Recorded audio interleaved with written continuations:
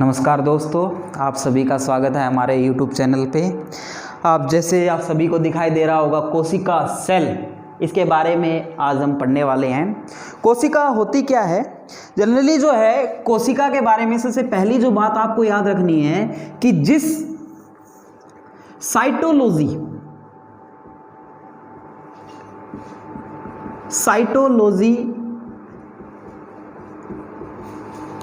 कोशिका के अध्ययन को साइटोलॉजी कहा जाता है।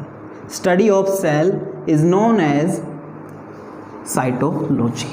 सेल होता क्या है, कैसे बना है, सेल से मिलकर क्या बनता है, ये सारी चीज़ें हम वन बाय वन डिस्कस करेंगे। सबसे पहले आप लोगों को पता है सबसे पहले जो है सेल जो है किसी भी लिविंग ऑर्गेनिज्म की स्ट्रक्चरल एंड फंक्शनल यूनिट है। किसी भी लिविंग ऑर्गेनिज्म की ये संरचनात्मक और क्रियात्मक इकाई है।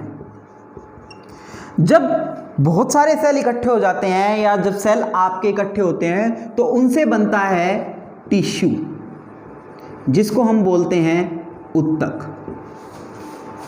बहुत सारे टिश्यू से जब टिश्यू आपस में मिलते हैं तो उनसे तैयार होते हैं बॉडी ऑर्गन, या फिर हम कह सकते हैं ऑर्गन, शारीरिक अंग, शरीर के अंग। और इन्हीं शरीर के अंगों से एक बॉडी, एक पूरा शरीर जो है आपका तैयार होता है। इन्हीं जो है बॉडी ऑर्गन से मिलने के बाद हमारे शरीर का जो है डिज़ाइन बनता है या हमारा शरीर तैयार होता है। तो सबसे पहले सेल जो है, सेल आपकी किसी भी लिविंग ऑर्गेनिज्म की स्ट्रक्चरल और फंक्शनल यूनिट है। सेल मिलकर टिश्यू बनाते हैं, टिश्यू से आपके बॉडी ऑर्गन बनते हैं और बॉडी ऑर्गन से शरीर का जो है निर्माण होता है, शरीर का हमारा तैयार होता है। सेल के अध्ययन को क्या कहा जाता है? साइटोलॉजी। अच्छा, एक बात और है, यहाँ पे हमने जो टिश्यू पढ़ा है, टिश्यू के अध्ययन को क्या कहा जाता है? टिश्यू के अध्ययन को कहा जाता है हिस्टोलॉजी। अगर आपसे कोई पूछता है कि हिस्टोलॉजी क्या होता है, हिस्टोलॉजी में हम किसके बारे में पढ़ते हैं, तो हिस्टोलॉजी के अंदर हम जो है टिश्यू के बारे में पढ़ेंगे, ऊतक के बारे में पढ़ेंगे। और ऊतक का जो टॉपिक होगा पूरा का पूरा सेल के बाद हम पूरा टिश्यू के बारे में ही डिस्कस करेंगे। अब हम चलते हैं कि सेल के बारे में हमें सबसे पहले किसने बताया था? सेल जो है, सबसे पहले सेल के बारे में हमें रॉबर्ट हुक ने बताया था, या फिर आप ये भी कह सकते हो कि डिस्कवरी ऑफ सेल जो है वो रॉबर्ट हुक के द्वारा की गई थी। रॉबर्ट हुक ने 1665 में, सन 1665 में एक स्लाइस ऑफ कॉर्क लिया, यानी कि एक पेड़ की छाल, हम जिसको हम कह सकते हैं स्लाइस ऑफ कॉर्क, उसको जो है एग्जामिन किया। उसके अंदर उसने देखा अपना जो उसने एक सेल्फ मेड माइक्रोस्कोप था जिसका नाम था प्रिमिटिव माइक्रोस्कोप। उसके अंदर से जब इसने स्लाइस ऑफ कॉर्क का अध्ययन किया तो उसने देखा उसके अंदर बहुत छोटे छोटे कंपार्टमेंट से दिखाई दिए, और उन्हीं कंपार्टमेंट्स को उसने नाम क्या दिया? सेल। उन्हीं कंपार्टमेंट्स को उसने किसका नाम दिया?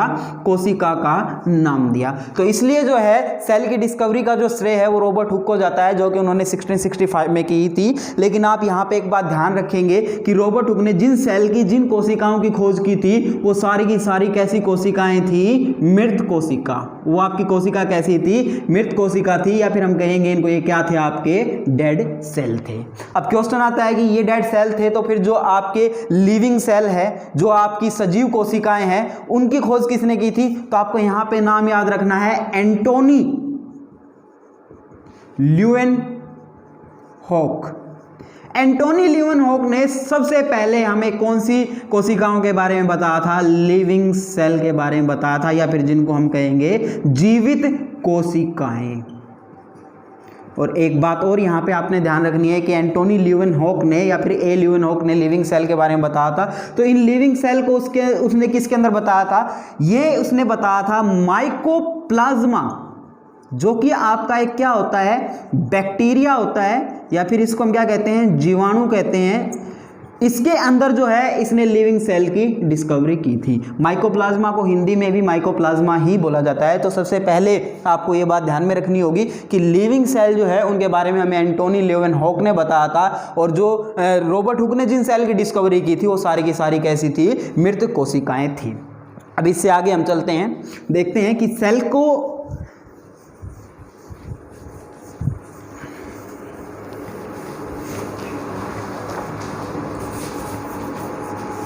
अब सेल से जुड़े हुए कुछ बेसिक से क्वेश्चन है, जैसे आपसे पूछ लिया जाए सबसे बड़ी कोशिका,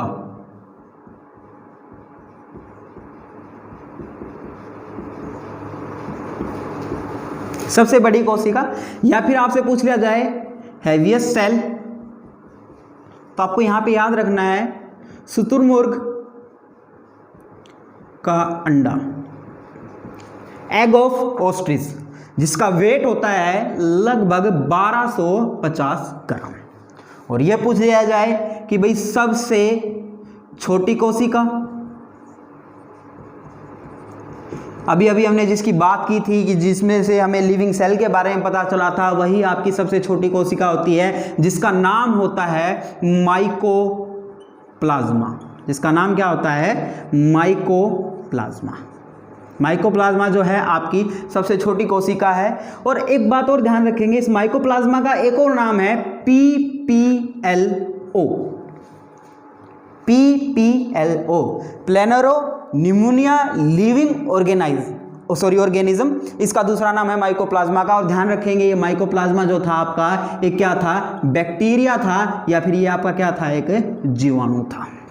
अब इसके बाद अगर क्वेश्चन पूछा जाता है कि सबसे लंबी कोशिका, सबसे लंबी कोशिका, तो वो आपको नाम याद रखना है न्यूरॉन। न्यूरॉन जो है वो सबसे लंबी कोशिका है, और इसकी लंबाई जो होती है वो लगभग आपकी 90 सेंटीमीटर के आसपास होती है। 90 सेंटीमीटर तक जो है इसकी लंबाई होती है। तो सबसे बड़ी कोशिका शुतुरमुर्ग का अंडा, जिसका वेट है 1250 ग्राम। सबसे छोटी कोशिका या स्मॉलेस्ट सेल, जिसका नाम है माइकोप्लाज्मा, या जिसका दूसरा नाम हमने बताया PPLO, या फिर ये आपका क्या होता है? बैक्टीरिया होता है। और सबसे लंबी कोशिका के बारे में जब हम बात करते हैं तो न्यूरॉन। अच्छा, न्यूरॉन के बारे में आपको पता होगा कि जब हम ब्रेन पढ़ेंगे तो हम न्यूरॉन को बिल्कुल डीपली पढ़ेंगे। न्यूरॉन जो है, न्यूरॉन से ही हमारे मस्तिष्क का निर्माण हुआ है, हमारे ब्रेन का निर्माण हुआ है। और न्यूरॉन एक ऐसी सेल होती है जिसकी रीजनरेशन पावर, पुनर्जन्म की या फिर जो पुनर्जीवित होने की जो शक्ति होती है वो सबसे कम होती है। और अगर सबसे ज्यादा पूछी जाए कि भाई किसके सेलों की सबसे ज्यादा रीजनरेशन पावर होती है, तो वो होती है हमारे लीवर यानी कि यकृत की। ठीक है, इसके बाद हम थोड़ा सा आगे बढ़ते हैं। अगर हम ह्यूमन के अंदर बात करते हैं, अब न्यूरॉन जो थी वो ह्यूमन के अंदर ही होती है। अगर आपसे पूछा जाए कि मानव में सबसे बड़ी कोशिका, मानव में सबसे बड़ी कोशिका, largest cell in human body, तो उसका नाम आपको याद रखना है ओव्यूम, या फिर हम इसको बोलते हैं अंडाणु। ओव्यूम, या फिर जिसको हम क्या बोलते हैं? अंडाणु। और आप लोगों को पता है कि अंडाणु का जो निर्माण होता है वो कहाँ पे होता है? वो ओवेरी के अंदर होता है, अंडाशय के अंदर होता है। और अगर यही पूछा जाए कि मानव में सबसे छोटी कोशिका,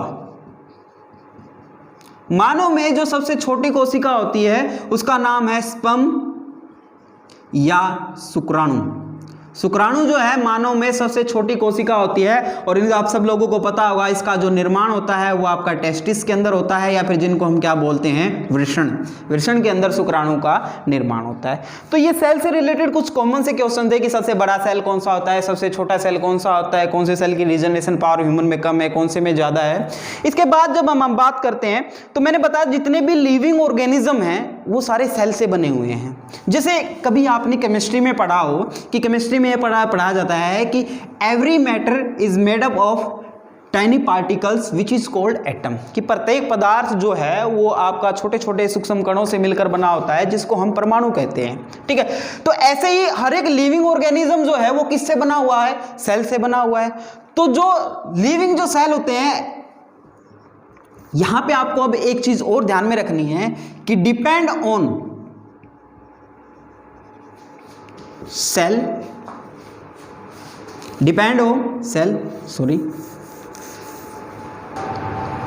अब जैसे मैंने बताया कि आपको प्रत्येक लिविंग ऑर्गेनिज्म जो है वो आपका सेल से बना हुआ है, तो कोशिकाओं के आधार पर या सेल के डिपेंडेंट पे, यानी कि हम कहेंगे कि भाई on the basis of cell, on the basis of cell, कोशिकाओं के आधार पर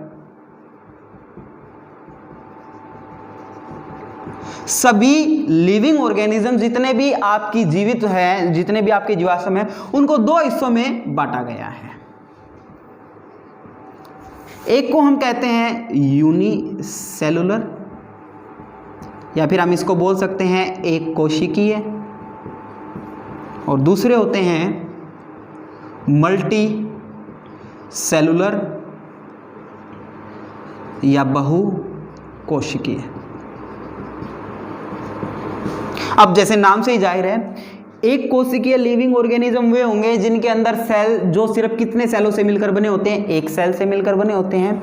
मल्टी सेलुलर वे होते हैं जो दो या दो से ज्यादा सेलों से मिलकर बने होते हैं। तो इनको ऐसे हम कैटेगराइज करते हैं कि एक कोशिकीय और बहुकोशिकीय। तो एक कोशिकीय के बारे में आपने लिखना है तो आप लिख सकते हो कि वे सजीव जो एक कोशिका से बने होते हैं, एक कोशिका से बने होते हैं। The living organism which is made up of only one cell and the living organism which is made up of two और मोर देन टू सेल। अगर आपसे बात करें कि भाई एक कोशिकीय जीवों के कुछ उदाहरणों की बात करें, कुछ एग्जाम्पल की बात करें, तो एक कोशिकीय जीवों में सबसे आपने पढ़ा होगा बचपन से ही कि सबसे पहला उदाहरण आपको दिया जाता है अमीबा। अमीबा आपका एक यूनिसेलुलर एक कोशिकीय जीव है। दूसरा एग्जाम्पल आप याद रख सकते हो पैरामीशियम। पैरामीशियम आपका एक लिविंग ऑर्गेनिज्म है। तीसरा एग्जाम्पल आप याद रख सकते हो यूग्लिना, भी आपका एक लिविंग ऑर्गेनिज्म है। और चौथा आप याद रख सकते हो ब्लू ग्रीन एल्गे, नीली हरी शैवाल, नीली हरी शैवाल। ये सारे के सारे जो हैं आपके यूनिसेलुलर ऑर्गेनिज्म होते हैं। ये सारे के सारे आपके एक कोशिका से मिलकर बने होते हैं। और मल्टीसेलुलर की अगर हम बात करें तो आप लोगों को पता है प्लांट या जितने के सारे एनिमल्स हैं वो सारे के सारे जो हैं आपके बहुकोशिकीय होते हैं। अब यहाँ पे आपको एक बात और याद रखनी है कि यूनिसेलुलर में ये जो पैरामीशियम, यूग्लिना, नीली हरी शैवाल या ब्लू ग्रीन एल्गियम हम इसको बोलते हैं या अमीबा हम बोलते हैं, ये सारे के सारे एक कैटेगरी के अंदर रखे जाते हैं और उस कैटेगरी का नाम होता है बैक्टीरिया, यानी कि जीवाणु। ये जीवाणु के अंदर रखे जाते हैं। जितने भी यूनिसेलुलर आपके ऑर्गेनिज्म है वो बैक्टीरिया कैटेगरी के अंदर रखे जाते हैं। जब हम एनिमल किंगडम के बारे में बात करेंगे तो सबसे पहला जो किंगडम आएगा वो बैक्टीरिया ही आएगा। और उस बैक्टीरिया के अंदर हम पढ़ेंगे कि जितने भी यूनिसेलुलर है वो सारे के सारे क्या होते हैं, आपके कोशिकीय जो आपके सारे के सारे होते हैं वो क्या होते हैं, जीवाणु होते हैं। और अगर मैं बात करूं थोड़ा सा और डीपली तो इस बैक्टीरिया के अंदर लगभग 30,000 स्पीसीज आते हैं, 30,000 प्रजातियां आती हैं। तो ये आपका यूनिसेलुलर और मल्टीसेलुलर था, जिसके अंदर हमने डिवाइड किया कि भाई यूनिसेलुलर वो होते हैं जो एक सेल से बने होते हैं और मल्टीसेलुलर वो होते हैं जो आपके मोर देन 2 और 2 सेल से बने होते हैं। इसके एग्जांपल हमने लिखे और इसके एग्जांपल अब लगे। अब हम थोड़ा सा आगे बढ़ते हैं, कोशिका के बारे में थोड़ा सा आगे जो है हम पढ़ेंगे अब सेल थ्योरी, कोशिका सिद्धांत।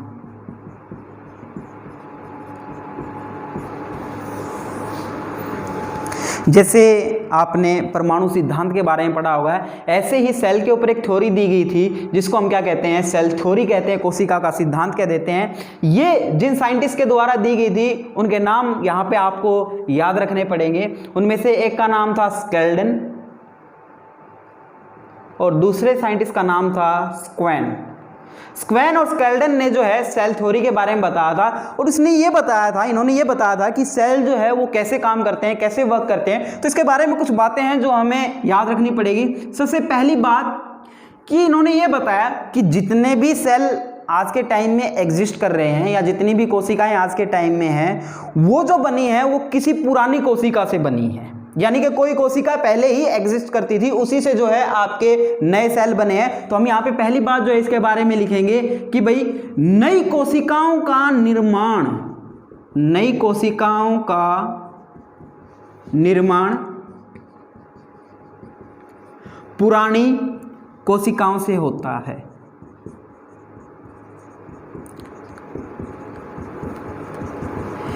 Every new cell is made up of pre existing cell. जो पहले आपके एग्जिस्ट करते थे सेल, उन्हीं से जो है नई कोशिकाओं का निर्माण होता है।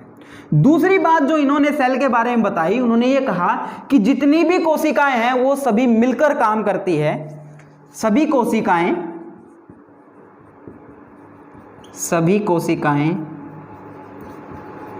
मिलकर काम करती है। एवरी सेल वर्किंग टुगेदर, ये जो है इसके बारे में दूसरी बात आई गई थी। और तीसरी बात जो आपको याद रखनी है, थोड़े से इंपॉर्टेंट है, कि कोशिका का सबसे बड़ा हिस्सा या लार्जेस्ट जो पार्ट होता है वो होता है केंद्रक या न्यूक्लियस। तो हमने यहां पे एक बात और याद रखनी है कि केंद्रक कोशिका का सबसे बड़ा हिस्सा होता है। और हाँ, एक बात और ध्यान में रखनी है, इस केंद्रक की जो खोज है, जो कोशिका है उसके केंद्रक की जो खोज है वो किसके द्वारा की गई थी? वो की गई थी 1831 में रॉबर्ट ब्राउन के द्वारा।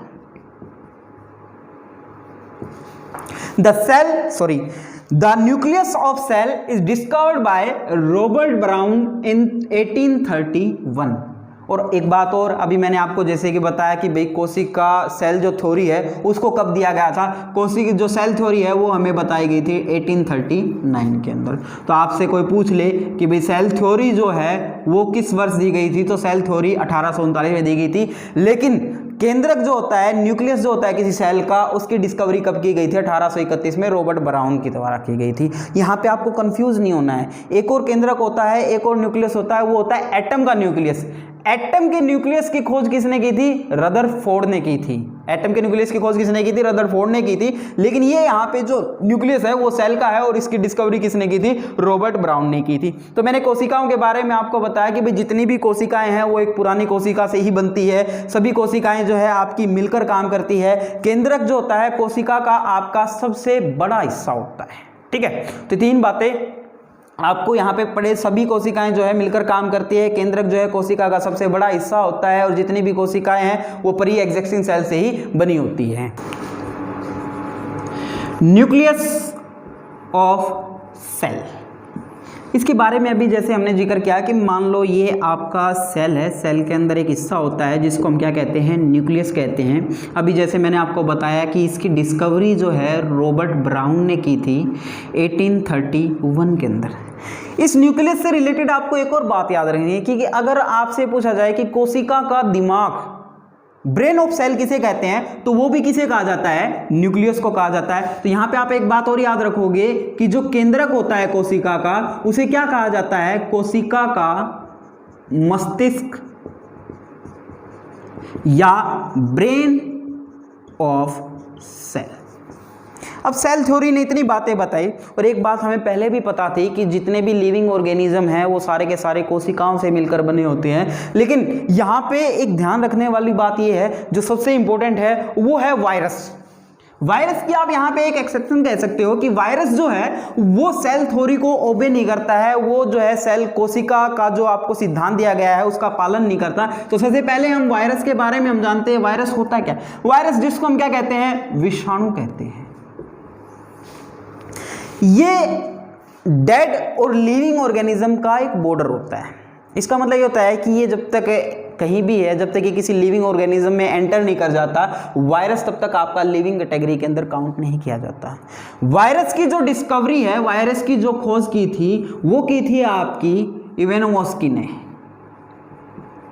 इवानोव्स्की के द्वारा वायरस की जो है डिस्कवरी की गई थी। और स्टडी ऑफ वायरस या जिसको हम कहते हैं विषाणु का अध्ययन, ये किसके द्वारा किया जाता है? ये किया जाता है वायरोलॉजी। या फिर आपसे पूछ ले कि वायरोलॉजी में हम किसका अध्ययन करते हैं, तो वायरोलॉजी के अंदर हम वायरस का अध्ययन करते हैं। तो वायरस जो है इन जो आपकी सेल थ्योरी है, कोशिका सिद्धांत है, उसका पालन नहीं करता है। तो कई बार क्वेश्चन आता है कि इनमें से कोशिका के सिद्धांत का अनुसरण नहीं करता है, ओबे नहीं करता, उसका पालन नहीं करता है, तो आपको याद रखना है कि विषाणु जो है वो आपके कोशिका के जो आपकी सेल थ्योरी जो दी गई है उसको ओबे नहीं करते हैं, उसका पालन नहीं करते हैं। ठीक है, तो ये आज हमारी साइंस की एक छोटी सी डेमो क्लास थी। इसके बाद हम आगे कंटिन्यू करेंगे। अगर आपको ये चीज़ें अच्छी लगी हो, आपको क्लास अच्छी लगी हो, तो प्लीज़ इस वीडियो को लाइक करें, कमेंट करें और शेयर करें ज़्यादा से ज़्यादा। धन्यवाद।